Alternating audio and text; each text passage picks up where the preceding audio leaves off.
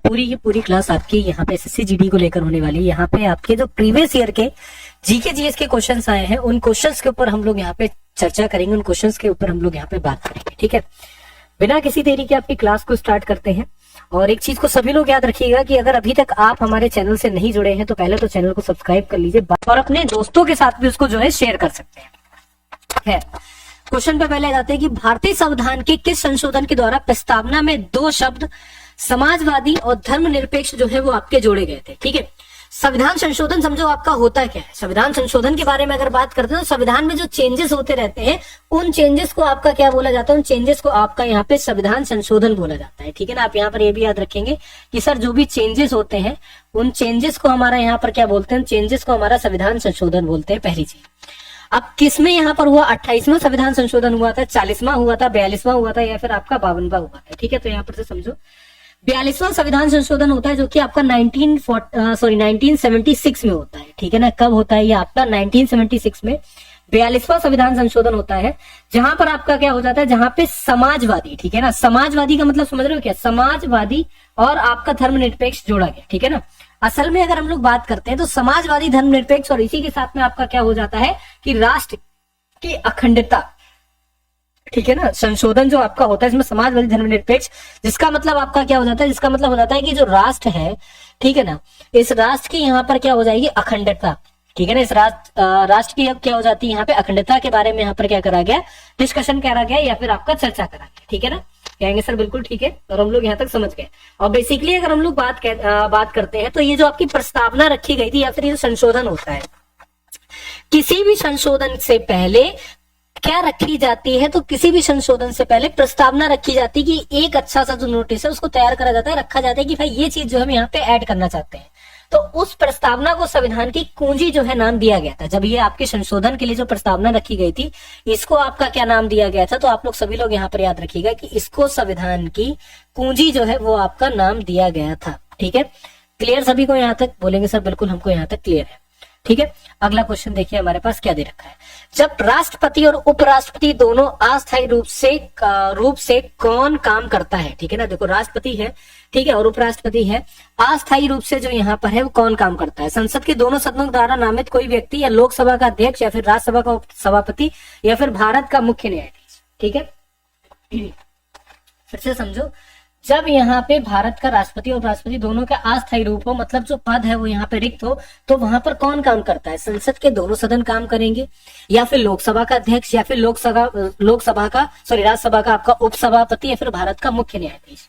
तो यहाँ पर समझना एक बात कि बेसिकली अगर हम लोग यहाँ पे बात करते हैं, ठीक है, तो एक तरीके की ये स्थिति तो कभी पहली बात हो ही नहीं सकती है कि दोनों के दोनों पद जो है वो आपके रिक्त। ठीक है ना, ये पहली बात तो स्थिति आपकी हो नहीं सकती है। लेकिन अगर ये स्थिति भी आपकी रिक्त है और अगर ऐसी कंडीशन बन जाती है, ऐसी इमरजेंसी कंडीशन बन जाती है, तो उस समय पर आप लोग यहाँ पर याद रखिएगा कि कौन सा ऐसा व्यक्ति है जो यहाँ पे काम करेगा। तो आप याद रखेंगे कि जो हमारा मुख्य न्यायाधीश होता है भारत का, ठीक है, बात को समझो, जो हमारा यहाँ पे उच्चतम न्यायालय का जो मुख्य न्यायाधीश होता है वो वहां पर क्या करता है कि उनका जो राष्ट्रपति और उपराष्ट्रपति है उनका यहाँ पे कार्य को या फिर संभाल सकता है या फिर उनकी सीट पे जाके बैठ सकता है। ठीक है, और ये भी किस चीज में लिखा गया है, तो आप याद रखोगे कि आर्टिकल 70 में ये चीज यहाँ पे हमारी मेंशन करी गई है। ठीक है ना, आप यहाँ पर ये भी याद रखेंगे कि आर्टिकल 70 में इस चीज को मेंशन करा गया है कि जब भारत का मुख्य न्यायाधीश है, ठीक है, ये यहाँ पर क्या करेगा कि जो हमारे राष्ट्रपति हैं और जो उपराष्ट्रपति हैं, जब इनका पद रिक्त होगा तो वहां पर क्या होगा, इनके पद को यहाँ पर क्या करेगा, इनके पद को ग्रहण करेगा। ग्रहण तो नहीं कह सकते, लेकिन इनके पद को ग्रहण करने का जो भी मतलब कार्य होते हैं या फिर इनके पद के जो भी सारे कार्य होते हैं वो यहाँ पे भारत का मुख्य न्यायाधीश इसको कंप्लीट करेगा। ठीक है, समझ गए कि नहीं समझ गए सभी लोग, जरा ये बताइए। सभी दोस्तों के रिक्वायरमेंट पे एक बहुत बड़ा ऑफर लेके आ चुका हूँ मेरे दोस्त। इस प्रैक्टिस सेट के ऊपर आपके लिए एक अच्छा ऑफर है, जहाँ से कि अब आपको ये प्रैक्टिस सेट लगाओगे और सबसे सस्ता प्रैक्टिस सेट मिलने वाला है आज तक के यूट्यूब के इतिहास में। दोस्त जो ऐसे जीडी के हमारे 15 प्रैक्टिस सेट की मैं सीरीज लेकर आया हूँ, उसके अंदर मैंने आपको कहा था मेरे भाई कि इन 15 प्रैक्टिस सेट जो आपके सामने हैं हमारे YouTube channel all exam class के ऊपर, जिससे आप कैसे प्राप्त कर सकते हो, तो ये व्हाट्सअप नंबर आपके सामने दिया है, इस पर मैसेज कीजिए। और ये प्रैक्टिस सेट जो आपको 300 रुपये मिलते हैं उनकी मैंने प्राइस रखी थी गुण 50 रुपये। अब इनसे भी माइनस करके मेरे दोस्त मैंने कर दिया है 30 रुपये, मात्र 30 रुपए अंतिम दिनों में इस प्रैक्टिस सेट को आपको लगाने के लिए। गुण 50 से भी माइनस करके, क्योंकि बहुत सारे बच्चों का कमेंट आ रहा है सर हम इतना पैसा पे नहीं कर पा रहे हैं, पास पैसे नहीं है, तो उसके लिए मैंने मात्र 30 रुपए कर दिए हैं और 15 प्रैक्टिस सेट मिलते हैं, यानी 2 रुपए में प्रैक्टिस सेट जरूर लगाना चाहिए अगर सिलेक्शन चाहिए, क्योंकि 70% कोर्स से इस प्रैक्टिस सेट से ही मिलने वाला है आपको। तो देखते हैं कितने बच्चे लगाते हैं, बढ़ते हैं क्वेश्चन की ओर मेरे भाई। भारत में अंतर्देशीय जलमार्गों के विकास या रखरखाव का प्रबंधन की देखभाल कौन करता है? भारत का इस्पात प्राधिकरण, भारतीय विमानपत्तन प्राधिकरण, या भारतीय अंतर्देशीय जलमार्ग प्राधिकरण, या फिर भारतीय राष्ट्रीय राजमार्ग आपका प्राधिकरण। ठीक है, बताइए यहाँ पे जो हमारा सही उत्तर है वो क्या हो जाएगा। तो आप यहाँ पर याद रखना कि भारतीय अंतर्देशीय जलमार्ग प्राधिकरण यहाँ पर क्या करता है, देखभाल करता है। ठीक है ना, समझ गए कि नहीं समझ गए? कहेंगे सर बिल्कुल समझ गए। और अगर हम लोग यहाँ पे बात करते हैं इसका जो गठन होता है वो कब होता है, तो आप यहाँ पर ये भी समझना है कि 27 अक्टूबर 1986 में क्या हो जाता है, इसका गठन होता है। ठीक है, आप यहाँ पर याद रखना कि भाई 27 अक्टूबर 1986 में क्या होता है, इसका गठन होता है। पहली बात तो आप यहाँ पर याद रखोगे। इसके बाद अगर हम लोग यहाँ पे समझते हैं तो हमारा शिपिंग मंत्रालय के द्वारा यहाँ पर इसका गठन भी करा जाता है। ठीक है, आप यहाँ पर ये भी याद रखेंगे किसके द्वारा करा जाता है, तो जो हमारा शिपिंग मंत्रालय है, इस शिपिंग मंत्रालय के द्वारा हमारा क्या हो जाता है, यहाँ पर इसका गठन जो है वो आपका करा जाता है। क्लियर यहाँ तक सभी को? बोलेंगे सर बिल्कुल हमें यहाँ तक क्लियर है। ठीक है, कोई दिक्कत या परेशानी यहाँ तक नहीं होगी। चलो अगला देखो कि किसी वस्तु के त्वरण को तब डैश कहा जाता है जब वस्तु एक सीधी रेखा में गति करती है और समय के नियमित अंतराल में वेग बढ़ता है या घटता है। असमान, ऋणात्मक, एक समान, या फिर आपका धनात्मक। ठीक है, चलो अगर हम लोग यहाँ पे बात करते हैं तो आपका क्या हो जाएगा, तो इस चीज को समझना कि जब आपकी वस्तु एक समान, ठीक है, इस चीज को समझो, जब किसी वस्तु का त्वरण जो है आपका एक समान तब होता है जब वह सीधी रेखा में गति करती है। तो यहाँ पर क्या हो जाएगा, सी वाला ऑप्शन जो है वो हमारा करेक्ट ऑप्शन आंसर होगा। ठीक है, वायुमंडल में सबसे नीचे वाली परत है क्षोभ मंडल है, वायुमंडल है, या फिर आपका आयन मंडल है, या फिर आपका समताप मंडल है। वायुमंडल में जो सबसे नीचे वाली परत है वो आपकी कौन सी हो जाती है, तो आप इस चीज को याद रखोगे कि वायुमंडल के अंदर जो सबसे नीची परत होती है वो आपकी क्षोभ मंडल होती है। ठीक है ना, क्या हो जाती है, आपकी क्षोभ मंडल हो जाती है। और क्षोभ मंडल के बारे में भी अगर हम लोग बात करते हैं तो जो हमारे ध्रुव हो जाते हैं ना, इन ध्रुवों से जो इसकी दूरी हो जाती है वो अप्रोक्सीमेटली सिर्फ और सिर्फ 8 किलोमीटर की होती है। ठीक है, ध्रुवों से इसकी जो दूरी होती है वो कितनी होती है, सिर्फ 8 किलोमीटर की होती है।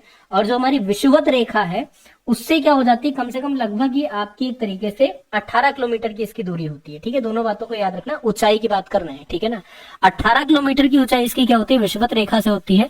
और ध्रुवों से जो है इसकी यहाँ पे ऊंचाई कितनी हो जाती है, ध्रुवों से इसकी ऊंचाई 8 किलोमीटर होती है।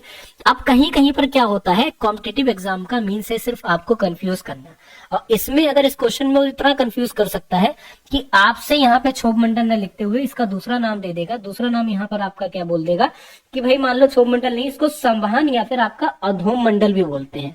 ठीक है ना, क्या बोलते हैं इसको, आपका संवहन भी बोलते हैं और आपका अधोम मंडल भी आपका जो है इसको बोला जाता है। ठीक है, दोनों बातें आप लोग यहाँ पे याद रखिएगा कि अधोम मंडल जो है वो भी इसका यहाँ पर क्या हो जाता है, एक नाम हो जाता है। क्लियर सभी को यहाँ तक?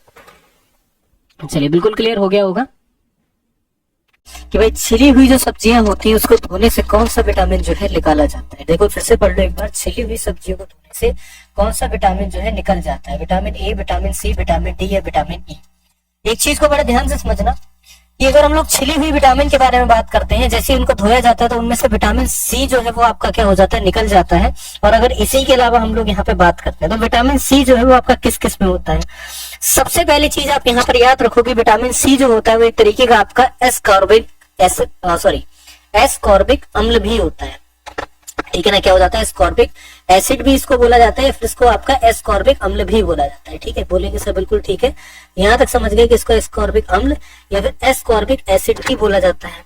अगर इसके बारे में थोड़ी सी चीज को हम लोग समझते हैं तो ये किस किस में पाया जाता है, तो पहला चीज आप यहाँ पर याद रखिएगा कि पहला ये जो है वो आपका नींबू में पाया जाता है, दूसरा ये जो है वो आपका कहाँ पर पाया जाता है, दूसरा ये आपका संतरा में पाया जाता है। ठीक है, चलिए 2011 और 2012 में की गई जनगणनाओं के अनुसार ग्रामीण भारत के व्यक्तियों के लिए गरीबी रेखा डैश प्रति माह तय की गई थी कितनी, 816, 752, 687 या फिर आपका 1000।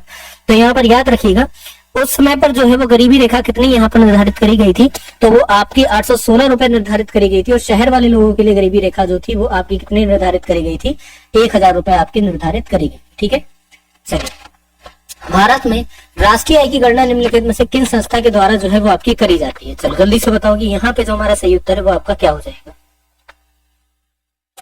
सबसे पहली चीज समझो यहाँ पे कि भारत में जो आपका हमारा हो जाता है कि राष्ट्रीय जो हमारी यहाँ पे एक तरीके से गणना जो है आय की जो जनगणना है या फिर गणना जो है वो किस तरह से करी जाती है, तो वो आपकी किस संस्था के द्वारा करी जाती है? तो यहाँ पर याद रखिएगा कि केंद्रीय सांख्यिकी संगठन के द्वारा, ठीक है ना, केंद्रीय सांख्यिकी संगठन के द्वारा ये जो जनगणना है, सॉरी गणना जो है वो आपकी करी जाती है, जिसको हमारा क्या बोला जाता है, जिसको हमारा CSO बोला जाता है, ठीक है ना, क्या बोला जाता है? CSO बोला जाता है। और इसके बारे में अगर हम लोग थोड़ी सी चीज यहाँ पर याद रखते हैं तो इस चीज को याद रखिएगा कि इस संस्था का जो गठन हुआ था वो आपका 1951 मई में हुआ था, ठीक है ना। कब होता है? 1951 मई में क्या हो जाता है? संस्था का जो गठन है वो आपका होता है, ठीक है। क्लियर हो गया यहाँ तक? चलो, अलर मेल वल्ली निम्नलिखित में से किस शास्त्रीय नृत्य के प्रतिपादक है? भरतनाट्यम, कथकली, उड़ीसी या फिर आपके कथक? यहाँ पे बताएंगे कि जो हमारा सही उत्तर है वो क्या हो जाएगा। चलो भाई समझो यहाँ पे बेसिकली अगर हम लोग यहाँ पे बात करते हैं तो यहाँ पर समझना अल्लर मेल वल्ली निम्नलिखित में से किस शास्त्रीय नृत्य के प्रतिपादक है? तो यहाँ पर याद रखेंगे कि ये आपके भरतनाट्यम नृत्य के क्या हो जाते हैं? भरतनाट्यम नृत्य के ये आपके प्रतिपादक हो जाते हैं, ठीक है। अगर हम लोग इनके बारे में बात करते हैं, अल्लर मेल वल्ली के बारे में अगर हम लोग यहाँ पे बात करेंगे तो एक चीज को और यहाँ पे ये समझना कि इनको जो है बेसिकली यहाँ पे 2004 में पद्म भूषण भी मिला गया, ठीक है ना। तो आप यहाँ पर क्या याद रखोगे कि 2004 में इनको क्या मिला है?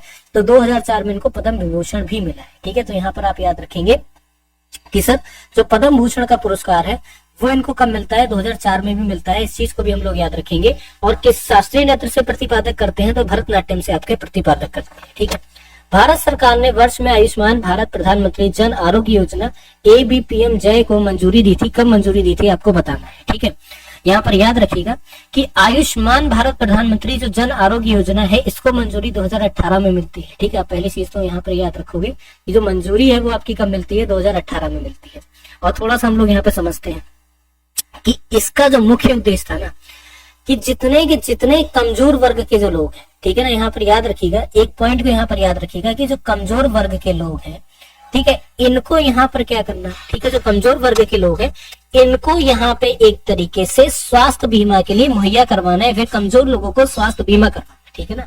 कमजोर लोगों को यहाँ पर क्या करवाना, जो स्वास्थ्य हो जाता है इस स्वास्थ्य का यहाँ पर क्या करवाना है यहाँ पे, तो स्वास्थ्य का जो बीमा होता है वो यहाँ पे करवाना, ठीक है। अब अगर स्वास्थ्य बीमा के बारे में हम लोग यहाँ पे बात करते हैं तो ये वही वाले आयुष्मान कार्ड हो जाते हैं जो यहाँ पे कई लोगों के बने हुए हैं, ठीक है, जिसमें प्रत्येक परिवार को यहाँ पे क्या मिलेगी? 5 लाख की राशि मिलेगी इलाज करवाने के लिए, ठीक है ना। प्रत्येक परिवार को यहाँ पर क्या मिलेगी? 5 लाख की आपकी जो है वो यहाँ पे राशि मिलेगी यहाँ पर क्या करवाने के लिए? इलाज करवाने के लिए, ठीक है। समझ गए कि नहीं समझ गए? बोलेंगे सर बिल्कुल हम लोग यहाँ पर समझ गए, ठीक है। और किसके द्वारा यहाँ पे करवाया गया? तो कैशर रहित स्वास्थ्य बीमा जो है, ठीक है, इसको एक और नाम हो जाता है, इसको क्या हो जाता है? इसको कैशर रहित स्वास्थ्य बीमा भी आपका बोला जाता है, ठीक है ना। क्या बोला जाता है? कैशर रहित स्वास्थ्य बीमा। कैशर रहित एक आपकी क्या हो जाती है? ये एक आपकी संस्था हो जाती है जिसने यहाँ पर क्या करती है? भारत सरकार इस संस्था के सपोर्ट से जो बीमा है वो आपकी करवाती है, ठीक है। चलिए, हाइड्रोपोनिक्स किसे कहते हैं? बिना मृदा के पौधों की कृषि या बिना मृदा के फूलों की कृषि या फिर बिना मृदा के फलों की कृषि या फिर आपका नन ऑफ दीज। तो हाइड्रोपोनिक्स आपको बताना है किसको बोला जाता है। एक चीज को बड़े ध्यान से समझना कि बिना मृदा के जो पौधों की खेती होती है उसको आपका क्या बोलते हैं? उसको आपका हाइड्रोपोनिक्स जो है यहाँ पे नाम दिया जाता है, फिर हाइड्रोपोनिक्स जो है वो आपका बोला जाता है। इसको थोड़ा सा और समझ लो कि बेसिकली अगर हम लोग यहाँ पे बात करते हैं तो इसमें पौधों में क्या हो जाती है? यहाँ पे कोई मृदा की आवश्यकता नहीं होती है। होता क्या है इसमें कि पानी से यहाँ पे क्या हो जाता है? खनिज का एक तरीके से विलयन करवाया जाता है, या फिर आप ये समझो यहाँ पे कि खनिज के पोषक समाधान का यहाँ पे उपयोग करा जाता है, ठीक है ना। क्या करा जाता है? यहाँ पे जो खनिज होता है उसका जो पोषक समाधान होता है, ठीक है, खनिज में जो पोषक तत्व होते हैं उसके समाधान से यहाँ पर क्या होता है? उसके समाधान से यहाँ पर खेती जो है वो पौधों की करी जाती है, ठीक है। तो यहाँ पर याद रखना, जो कि क्या हो जाता है? जो कि विलयनशील हो जाता है। किसमें विलयनशील हो जाता है? जो कि आपका पानी में विलयनशील हो जाता है, ठीक है ना। किसमें आपका? तो आप बात याद रखिएगा कि पानी में आपका विलयनशील हो जाता है। पृथ्वी के टकराने वाला पराबैंगनी विकिरण किसके अवक्षय के कारण होता है? Carbon monoxide, carbon dioxide, ozone या फिर आपका ऑक्सीजन। चलो भाई जल्दी से बताओ।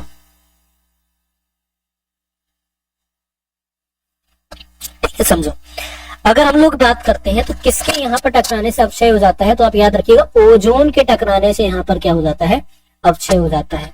ओजोन का आपको रासायनिक सूत्र पता है, तो इसका रासायनिक सूत्र आपका हो जाता है O3 हो जाता है, ठीक है ना, क्या हो जाता है, O3 हो जाता है। और बेसिकली अगर हम लोग यहाँ पे बात करते हैं तो ये जो ओजोन परत है ये डे बाय डे हमारे ही द्वारा यहाँ पे क्या हो रही है, नष्ट भी हो रही है। इसको नष्ट होने में हमारे जो मतलब बेसिकली क्या हो जाता है, ओजोन लेयर, ठीक है ना, सभी ने पढ़ा होगा कि क्या हो जाता है, ये आपकी ओजोन लेयर हो जाती है। और इसके नष्ट होने में भी सबसे बड़ा जो हाथ है कहीं ना कहीं वो भी हम ही लोगों का है। अगर ओजोन लेयर में हम लोग अगर देखते हैं कि डेली पॉल्यूशन जो है इसका सबसे बड़ा यहाँ पे नाम हो जाता है, ठीक है ना, क्या हो जाता है, पॉल्यूशन जो है ना वो आपका यहाँ पे सबसे पहली चीज है, इसकी वजह से ही जो है सबसे ज्यादा हार्म होता है, ठीक है, बोलेंगे सब बिल्कुल ठीक है। सबसे ज्यादा हार्म जो है किसकी वजह से होता है, पॉल्यूशन की वजह से होता है। तो सी वाला ऑप्शन आपका सही हो जाएगा। केंद्रीय प्रदूषण नियंत्रण बोर्ड CPCB का जो गठन है वो आपका किस लिए हुआ था, आपको बताना है कि जल प्रदूषण निवारण एवं नियंत्रण के लिए अधिनियम 1974 तहत किया गया था गठन, ठीक है, या फिर राष्ट्रीय पर्यावरण न्यायाधिकरण अधिनियम 1995, या फिर वायु प्रदूषण निवारण एवं नियंत्रण अधिनियम 1981, या फिर राष्ट्रीय पर्यावरण अपीलीय प्राधिकरण अधिनियम आपको बताना 1997, ठीक है। यहाँ पे बताएंगे कि जो हमारा सही उत्तर है वो आपका क्या बनेगा। कोई मुश्किल प्रश्न नहीं है, बहुत ज्यादा ईजी है, ठीक है। देखो, अगर केंद्रीय प्रदूषण नियंत्रण बोर्ड CPCB के बारे में बात करते हैं तो 1974 में आपका क्या हो जाता है कि जो जल प्रदूषण निवारण नियंत्रण अधिनियम होता है उसके तहत आपका क्या हो जाता है, यहाँ पे इस बोर्ड का क्या होता है, गठन होता है, ठीक है ना। इस बोर्ड का जो गठन है वो इसी के तहत जो है वो आपका करा जाता है। बोलेंगे सर बिल्कुल ठीक है, आप समझो यहाँ पे जब उसके तहत इसका गठन यहाँ पे करा जाता है तो कोई भी गठन के पीछे का एक रीजन होगा, है ना, क्या होगा, कोई भी गठन होने से पहले के एक कुछ रीजन होते हैं, ठीक है ना। होता क्या है कि उस समय पर एक आपकी रिपोर्ट जारी होती है, वो रिपोर्ट कई चीजों की होती है, वायु की, जल प्रदूषण की। तो उस रिपोर्ट में ये देखा जाता है कि कहीं ना कहीं डे बाई डे जो चीजें हैं बहुत ज्यादा खराब होती जा रही, प्रदूषण जो है बढ़ता जा रहा है। तो इसको रोकने के लिए हमको कोई संस्था का निर्माण करना चाहिए। तो उस समय पर एक आपका अधिनियम निकाला जाता है जिसका नाम जल प्रदूषण निवारण एवं नियंत्रण अधिनियम होता है। घटना कब घटित होती है, तो ये आपकी रिपोर्ट जो निकल के आती है वो आपकी 1972 में निकल के आती है, ठीक है ना। रिपोर्ट 1972 में निकल के आती है। उसके ठीक 2 साल बाद यहाँ पर जो है इसका यहाँ पर क्या कर दिया जाता है, गठन कर दिया जाता है। पहला वाला ऑप्शन आंसर आपका करेक्ट हो जाएगा, ठीक है। चलिए, डायनामाइट में मुख्यतः होता है TNT होता है, या फिर आपका ट्राइनॉक्सिलिन होता है, या फिर आपका प्रिकिड एसिड होता है, या फिर आपका RDX होता है। डायनामाइट में आपको बताना है यहाँ पर क्या हो जाता है, ठीक है। ये तो सभी को पता है कि डायनामाइट जो है वो हमारा क्या है, तो आप ये बोलोगे सर एक तरीके का विस्फोटक पदार्थ हो जाता है, ठीक है ना। कैसा पदार्थ हो जाता है, तो एक तरीके से ये हमारा जो है विस्फोटक पदार्थ हो जाता है। अब इसमें होता क्या है, देखो डायनामाइट के बारे में अगर हम लोग यहाँ पे बात करते हैं तो आप यहाँ से समझो कि इसमें ट्राइनॉक्सिलिन का जो क्या हो जाता है, यूज करा जाता है। बी वाला जो ऑप्शन है वो हमारा करेक्ट हो जाएगा। ट्राइनॉक्सिलिन का यहाँ पे प्रयोग होता है। और इस ट्राइनॉक्सिलिन के बारे में बात करते हैं, ठीक है ना, तो इसकी खोज 1863 में हुई थी, ठीक है ना। आप ये भी याद रखिएगा, इसकी खोज जो है 1863 में हुई थी। इसकी खोज किसने करी थी, तो आप यहाँ पर ये भी याद रखोगे इसकी खोज जो है वो अल्फ्रेड नोबल के द्वारा यहाँ पे करी गई थी, ठीक है ना। किसके द्वारा यहाँ पर करी गई थी, अल्फ्रेड नोबेल के द्वारा यहाँ पर क्या हो जाती है, इसकी खोज जो है वो आपकी करी जाती है। क्लियर यहाँ तक, कहेंगे सर बिल्कुल क्लियर है। सिंगापुर में 24 अप्रैल 2024 में किस मसाले पर प्रतिबंध लगा दिया गया था, मद्रास करी पाउडर, या फिर मांस मसाला, फिश करी मसाला, या फिर आपका A और C। चलिए जल्दी से बताइए।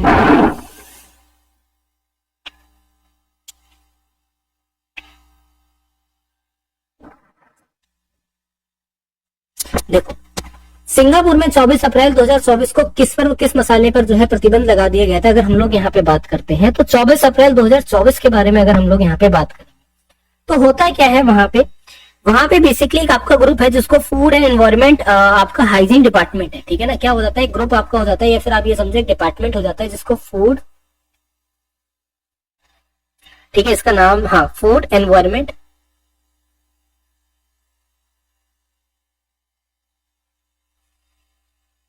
हाइजीन डिपार्टमेंट,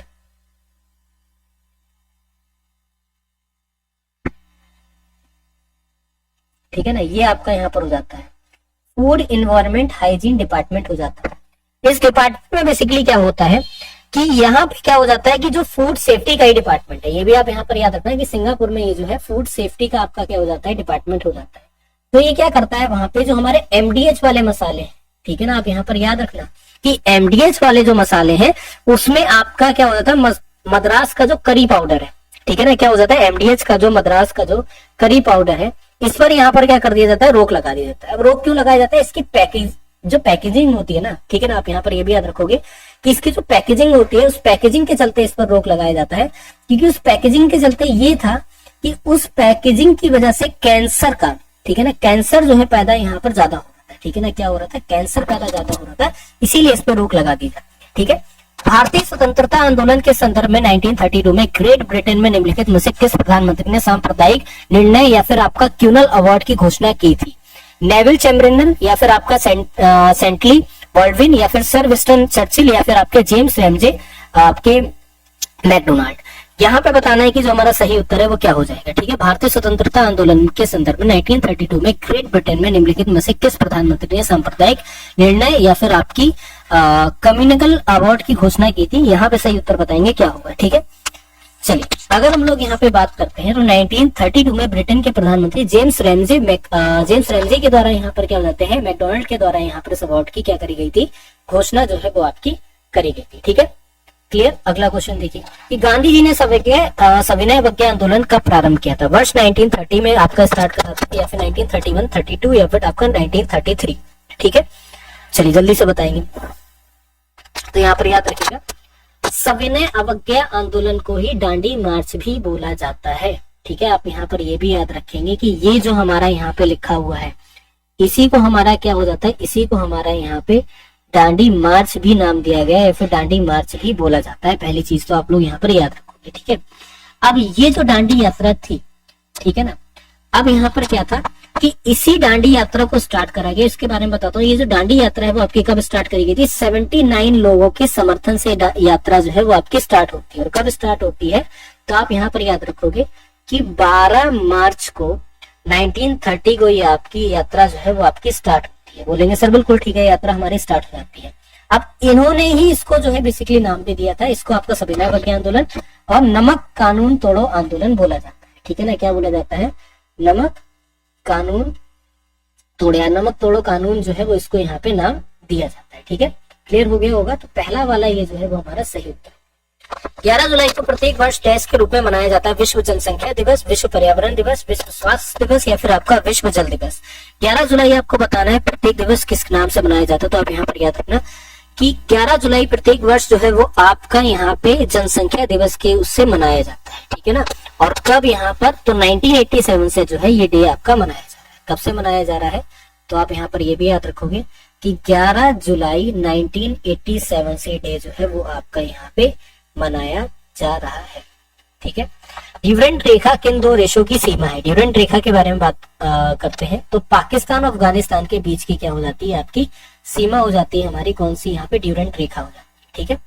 अगला है कि यूनिसेफ का मुख्यालय जो है वो आपको बताना है कहाँ पर। अगर ड्यूरेंट रेखा के बारे में एक और चीज मैं आपको बता देता हूँ, ठीक है ना।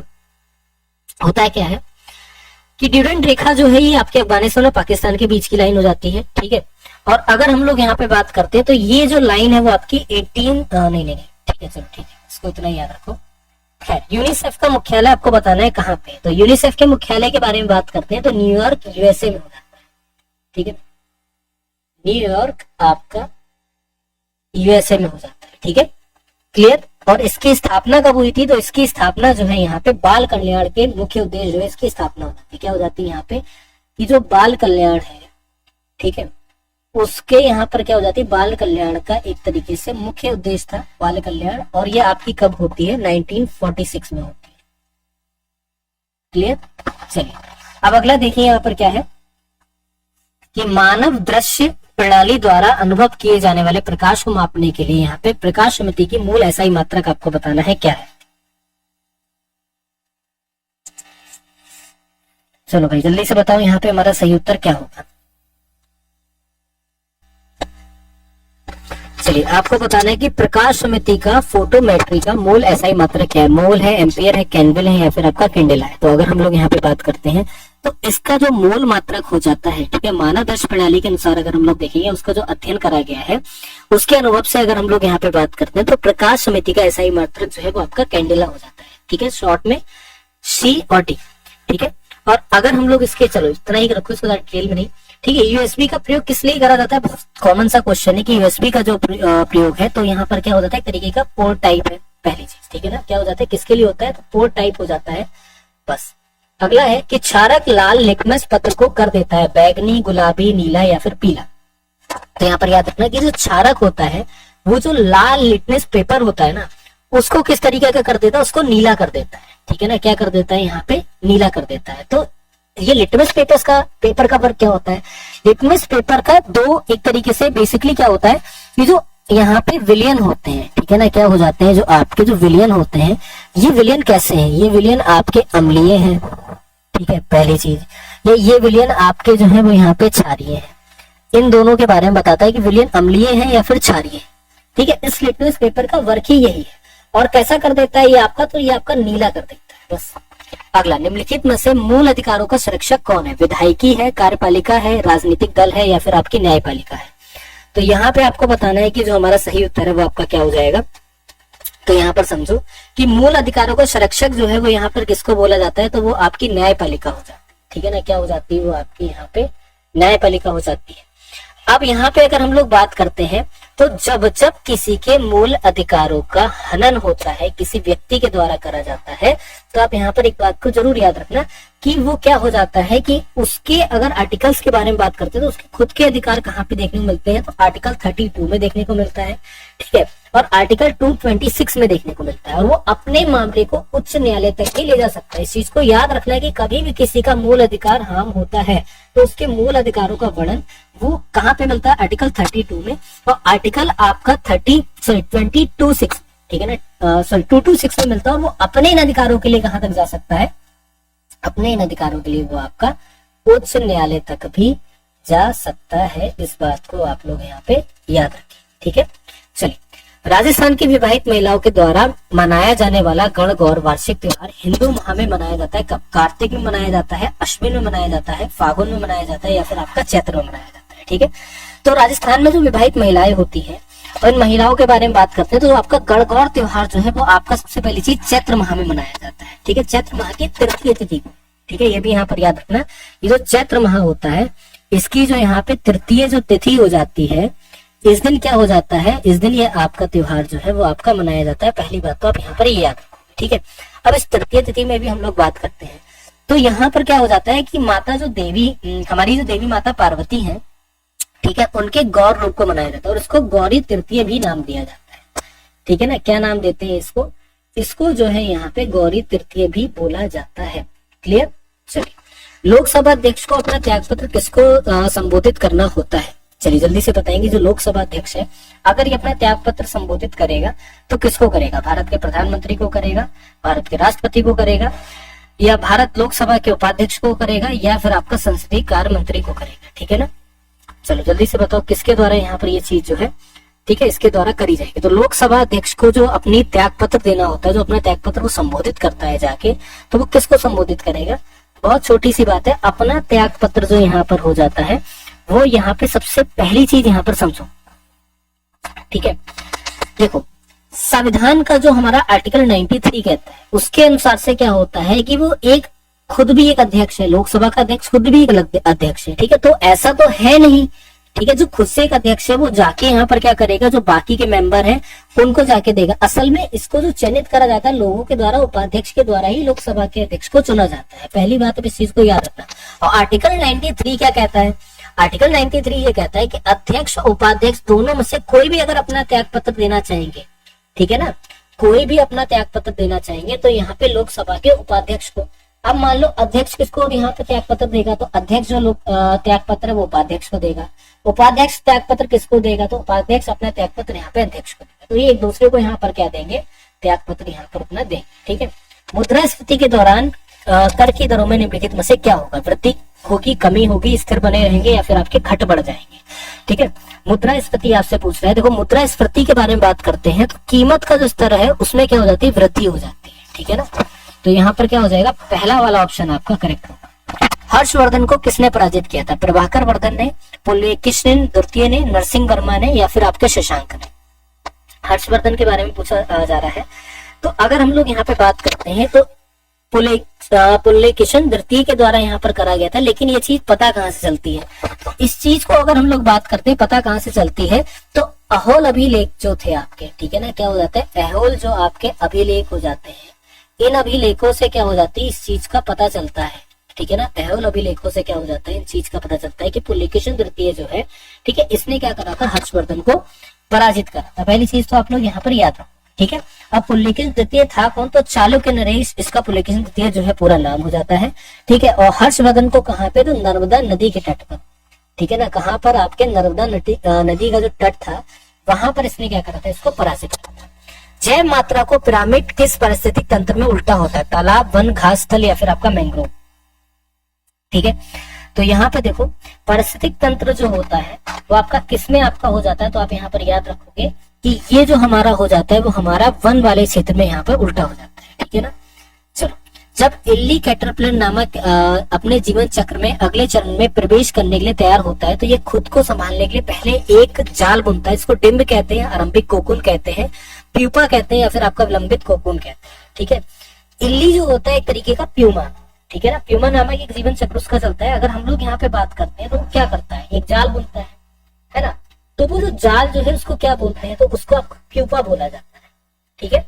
चलिए, शीतकाल में एक मोटी कमीज की अपेक्षा दो पतली कमीजों में अधिक गर्म क्यों रख सकते हैं, दो पतली कमीजें अधिक मोटी हो जाती है तो उष्मा के संचरण रोकती है, या दो कमीजों के बीच वायु की जो परत है सुचालक के रूप में काम करती है। दो कमीजों में आपके जो बीच है, ठीक है, दो कमीजों का जो यहाँ पे बीच हो जाता है उसमें यहाँ पर क्या हो जाता है, परत जो है रोधी माध्यम के रूप से काम करती है। फिर उष्मा का विकिरण जो है वो आपका क्या हो जाता है, सबसे ज्यादा अधिक होता है, ठीक है।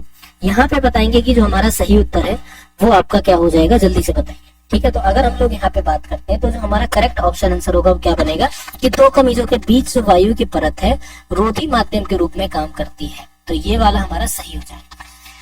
ग्रीन हाउस गैसों की नाइट्रस ऑक्साइड तथा मीथेन पैदा करने की सबसे अधिक संभावना निम्नलिखित में से किस जीव में की जाती है, कवक, केचुआ, जीवाणु या फिर हरे पौधे में, ठीक है। ग्रीन हाउस की जो नाइट्रस ऑक्साइड है और मीथेन पैदा करने की सबसे अधिक संभावना किसमें होती है, किस जीव से भी करी जाती है, ये आपको बताना है, ठीक है। अगर हम लोग बेसिकली बात करते हैं तो ग्रीन हाउस गैस पैदा करने में सबसे अधिक संभावना जो होती है वो आपके जीवाणु में होती है, ठीक है ना। किसमें हो जाती है, तो सबसे अधिक संभावना जो है वो आपके जीवाणु में हो जाती है।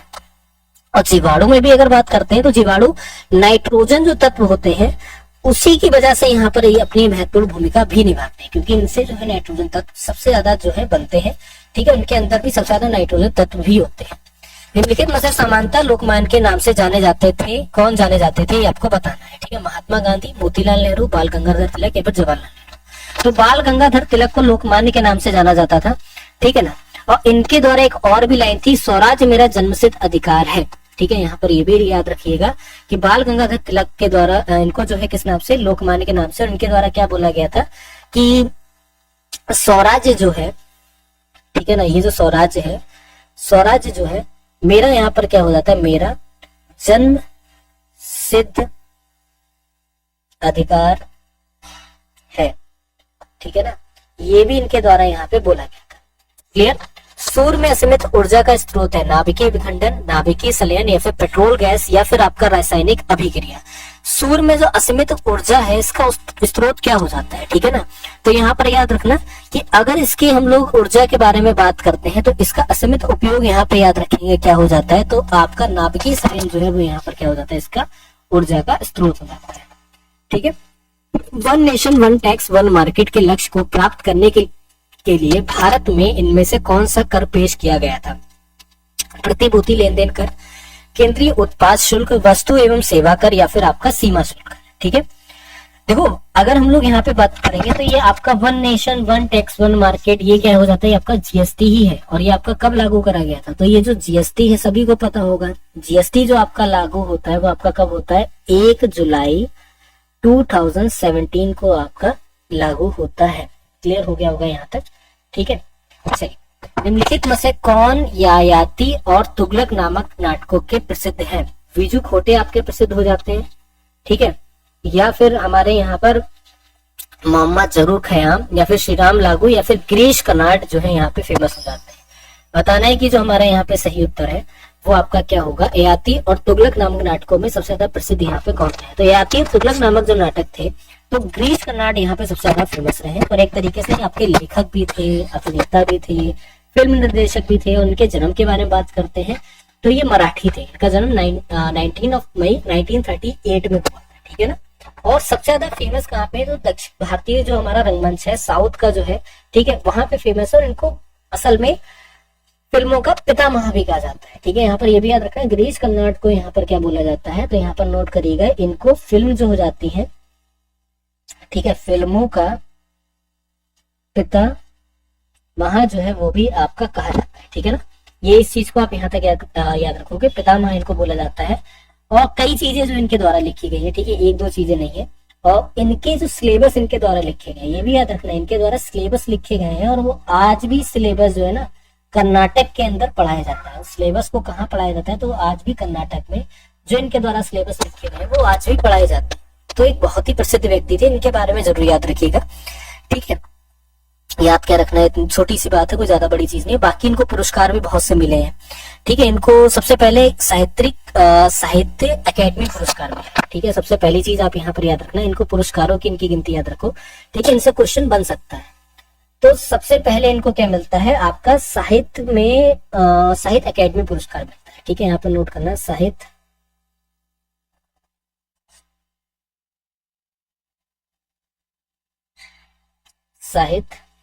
अकेडमी पुरस्कार, ये इनको मिलता है। अब ये जो पुरस्कार है आपका कब मिलता है पता है आपको, साहित्य अकेडमी पुरस्कार आपका 1994 में मिलता है, ठीक है ना। कब मिलता है, 1994 में इनको जो पुरस्कार है वो आपका मिलता है। इसके बाद अगर हम लोग यहाँ पे बात करते हैं तो ज्ञानपीठ मिलता है, ठीक है ना। क्या मिलता है इनको, यहाँ पे ज्ञानपीठ मिलता है। ज्ञानपीठ कब मिलता है, तो ज्ञानपीठ जो है वो आपका 1998 में मिलता है, ठीक है।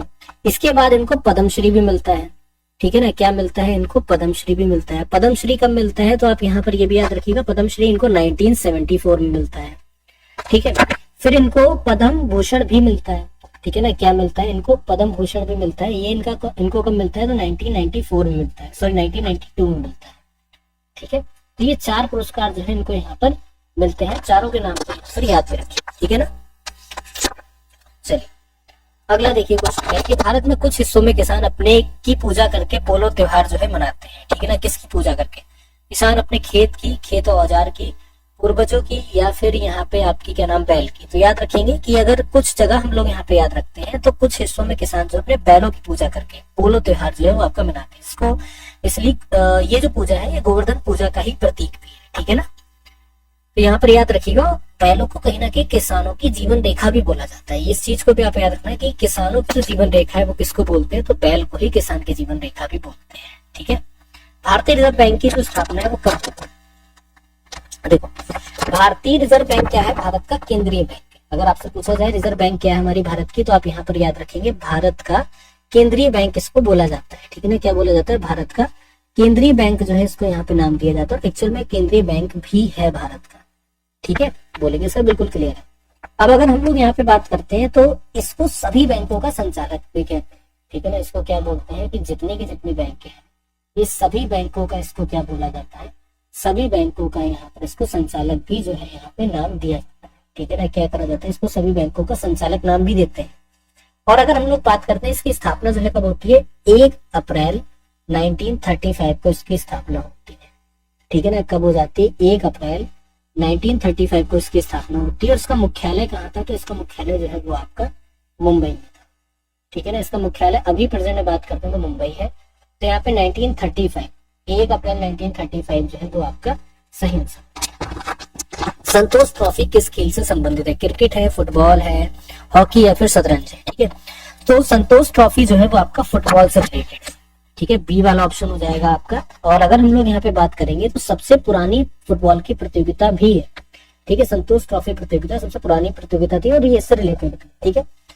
अब यहाँ पे संतोष ट्रॉफी की जो शुरुआत करी गई थी 1941 में करी गई थी, ठीक है ना। कब करी गई थी, 1941 में करी गई थी। ये भी आप लोग यहाँ पर याद रखिएगा, किसके द्वारा, तो इंडियन फुटबॉल एसोसिएशन के द्वारा यहाँ पे इसकी स्टार्टिंग जो है वो आपकी करी जाती है। AFC वुमेन्स एशियन कप 2026 की मेजबानी के लिए 24 मई 2024 को किस देश को चुना गया था, ब्राजील, उज्बेकिस्तान, थाईलैंड या फिर ऑस्ट्रेलिया, ठीक है।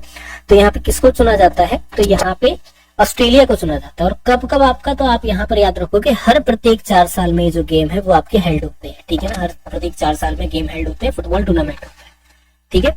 चलिए तो यहाँ तक आप लोग को हर एक क्वेश्चन जो है क्लियर हो गया होगा। 40 क्वेश्चन आपके अप्रॉक्स यहाँ पे क्लियर हो गए, मतलब 2 पेपर के क्वेश्चन आपके यहाँ पे 20 क्वेश्चन आपको क्लियर करवा दिए गए।